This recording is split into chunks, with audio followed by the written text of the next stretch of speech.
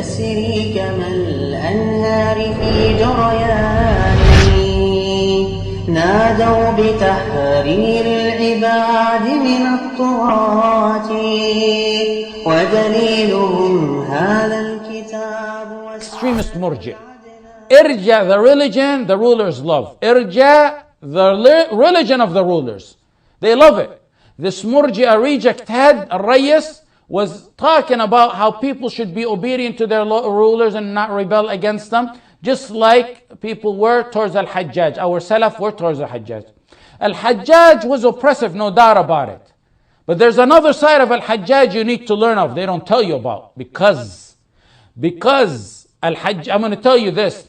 Al-Hajjaj was a man who used to be an oppressor. I don't want to diminish that. Al-Dhahabi, rahimahullah, said, his deeds were buried in the ocean of his sins. We don't love him and we don't hate him. Ibn Kathir, rahimahullah, said, after mentioning a glimpse of his oppression that no one can deny, he said he was a man of chivalry and magnanimity. Why? Why, Ibn Kathir, would you say he's a man of chivalry and magnanimity after you were talking about his oppression? I'm going to tell you why. And I'm going to tell you another side of the story of this man.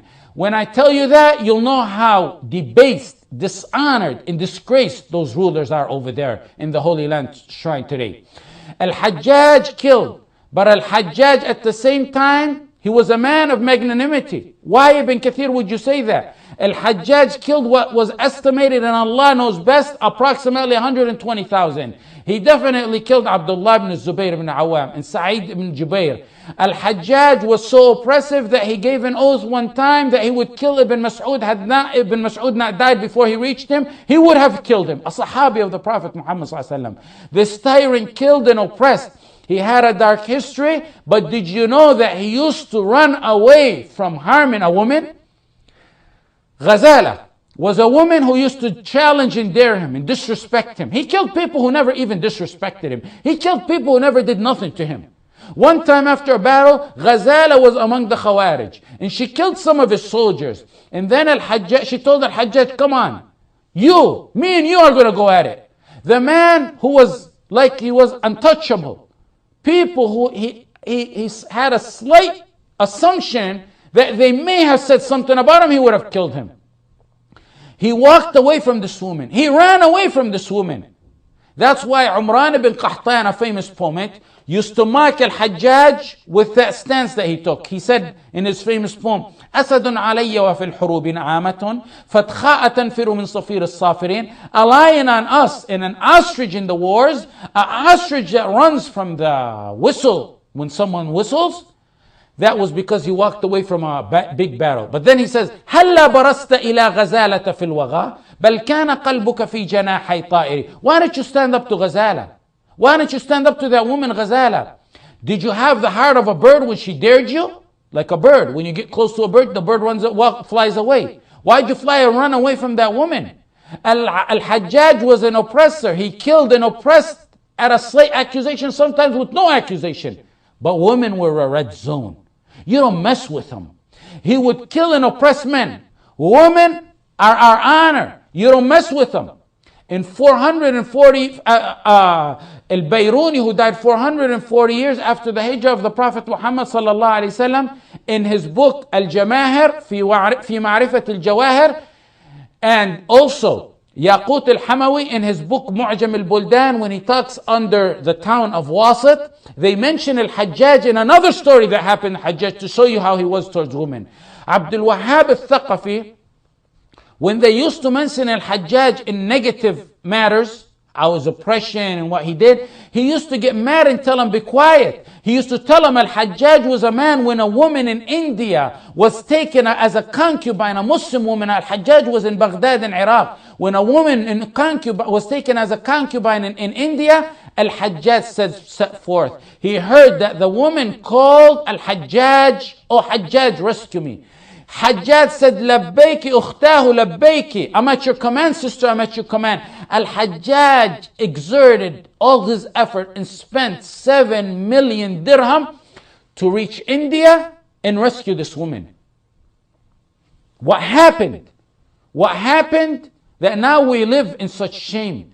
Al-Ma'mun, the brother of Al-Mu'tasim. This is Al-Mu'tasim. Then you got Al-Hajjaj. Then you have what the Prophet ﷺ did with Bani Qaynuqa. Al-Ma'mun, in the book Muruj al-Dhahab, Al-Mas'udi mentions the story. And you also read it in Al-Baladhiri. Al-Baladhiri, who lived during the time of Al-Ma'mun. His book, Fath al-Buldan, he mentions the story. When a woman called Mu'tasim, a group of women came to him and said, "Oh uncle, we're in a situation." They were in some situation where someone was transgressing against them. He said, "La khawfun alaykum insha'Allah, khadalani Allahu in khadaltukum." May Allah let me down. Don't be afraid. May Allah let me down if I let you down. Our women were our honor and still are our honor and our pride. They're untouchable. Our beloved Muhammad sallallahu alaihi wasallam died telling men in control of women to take care of them. He died uttering those words. Right before his final prayers and supplications, he told the husband who has full authority, almost full authority, after the authority of Allah over women. Imagine a guard or a bum, or bums who rule a country with iron fist. Women are a red zone. Everyone knows not to mess with them. Now, look more at the history. Our bright white history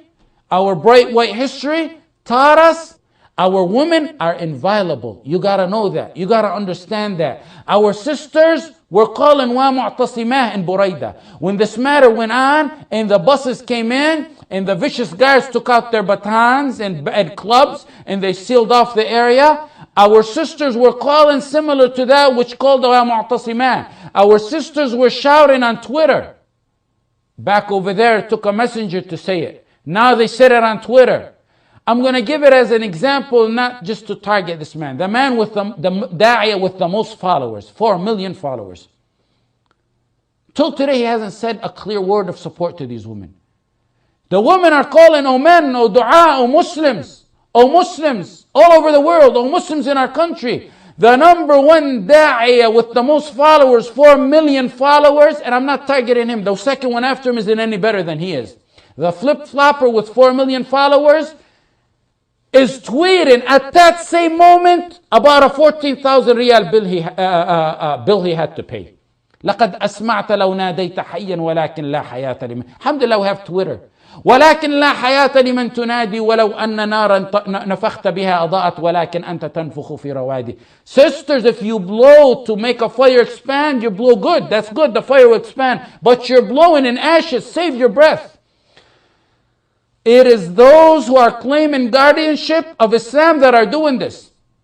Why blame a wolf for attacking your sheep when the Bedouin is against his own sheep? لا يلام الذئب في عدوانه إذا كان الراعي عدو الغنم. History has documented one of the lowest points in the Muslim world ever in 617, when a woman from the Tatar would tell a Muslim, "Put your head on this rock, let me go get another rock and crush your skull." He had such a defeatist mentality that he would sit and lay there and wait for the other rock, not even attempting to run away. Defeatist mentality, one of the lowest points of Islam. That was in 617 years after the Hijrah. Now, 1434 after the Hijrah of the Prophet ﷺ is another low point. More so, February 2013. When women, children, and infants get taken and beaten and attacked and imprisoned by supposed Muslim and dua, and the Muslim and dua are in a status of sleep like that of the people of the Kahf. Where's the dua till today? Where's the ulama? Where's that? If Bashar was to do that man of 4 million, and I'm saying him as an example, and there's all the rest are like him, most of the rest, illa man rahimallah. If that man, if it was Bashar, he'd be on Twitter like he did before and saying, "Who's going to send me quotes so I can deliver a stunning speech against Bashar?" Yeah. Who's going to tweet me quotes and send me links so I can deliver a stunning speech about Bashar? What about your leaders over there? What about your crocodile tears are for the women of Syria, allegedly, if they were sincere? What about the woman about a few miles from your house? He called Bashar a dog on the pulpit. Kilab, what about your leaders? Your leaders, كلاب للأجانب هم ولكن على أبناء جلدتهم أسود. Your leaders are nothing but dogs to the enemies and foreigners, but vicious lions on our sisters. This has become of this ummah. This is how our ummah lost its leadership in domination of ruling by justice, a ummah that has become a raven to every single deceitful miscreant. That was our ummah. That is the present status of our ummah. Our women are in prison and there's total silence, and there's even justification in cover-ups and anti-slogans and dishonoring of our honored sisters.